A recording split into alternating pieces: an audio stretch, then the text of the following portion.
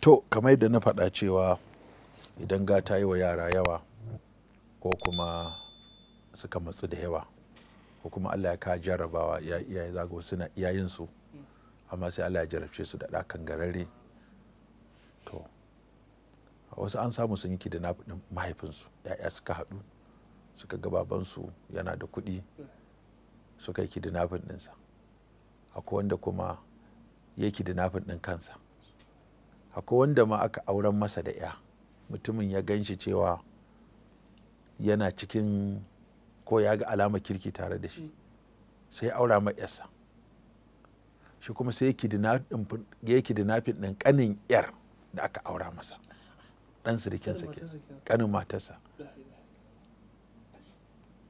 To duk waɗannan kaga sata ce take Burunkasa, ƙananan sata ce take Burunkasa, tunda wanda zai shirya wannan kaga ai ba ranar ya fara ba.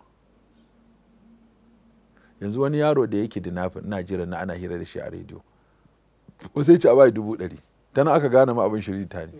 Ko yaro da ta makaranta ko ne ce kai wallahi mu ɗauki yaran, suka ɗauki suka kai shi kango suka samu lamba, alo mun yi kidnapping ɗin ka ba mu 100,000. Mun abin ya bashi dariya, ce to ina ku shiga 100,000 aka yi ga aka kama yara. Ina ake da sare to kai yaya Sheikh ya ce wai ya ga wani yaro da agogo, ya ga wani da waya, ya ga wani da wani sabon jeans da wani music haka da ake yi, shine kawai ya ga bai da kuɗin da zai iya zuba, shine kawai ya ga cewa a bashi 100,000 shi ma ya irin wannan.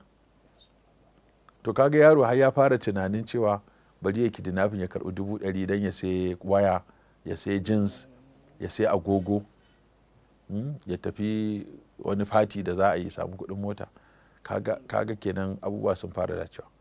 Sannan za ka ga yanzu wasu har sun kai yanzu yaran daga ƙananan sace-sacen na yanzu za ga sun ɗau wayoyi sun yi group su 50 su 30 sun tara titi kawai kawo waya ka ko a huda ka.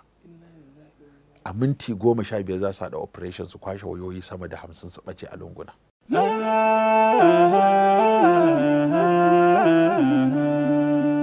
Haske mai leƙa gidan kowa Afirka TV. TV3 tafarkin rayuwa.